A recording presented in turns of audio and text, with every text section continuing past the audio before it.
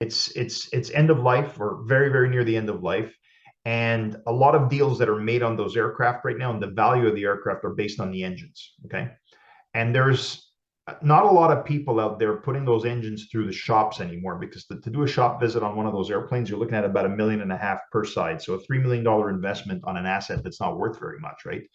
So somebody might turn around and buy, an airframe for $800,000.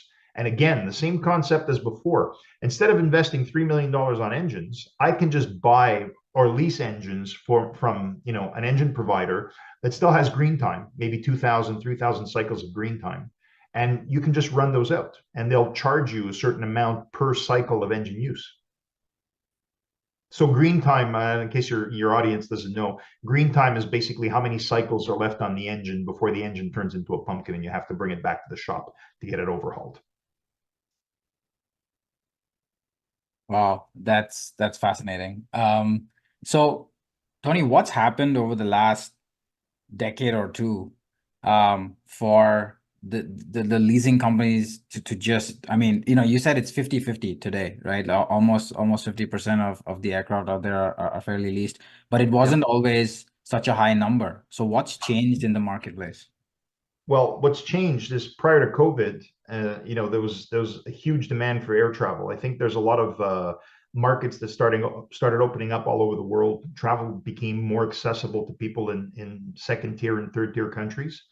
And you can see from the OEM's order books, right, how specifically like in the A320 and the 737 segment, right, how the orders just kept piling in. There was like probably, in some cases, right, prior to COVID, there's probably like a 5-year waiting list if you wanted to get new aircraft, right?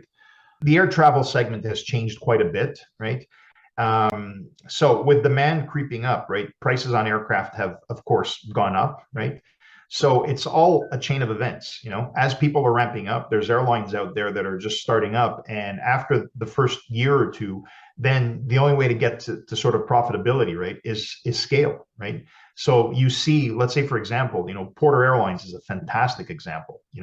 They had their little niche market with the Q400s flying out of the island airport, and they decided they needed to sort of expand their market a little bit. And I think that over the last 2 or 3 years, they've placed about 100, an order for about 100 aircraft, E2s, and most of them are all being leased out right now.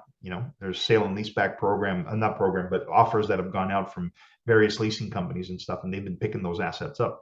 So that's one of the big reasons for the increase in leasing, and the fleet distribution is going to continue because now post COVID, we're back to past 2019 levels in terms of traffic and demand. Pricing is holding pretty steady also. So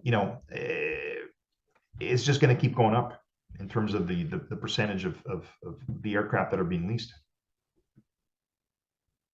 Oh, very insightful. So talk to us a bit about kind of the transactional stuff, right?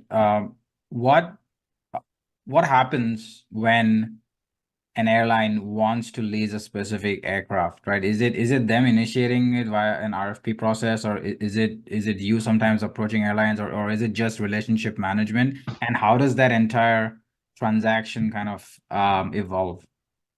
So it's everything you described all happening simultaneously. It's as simple as that, right?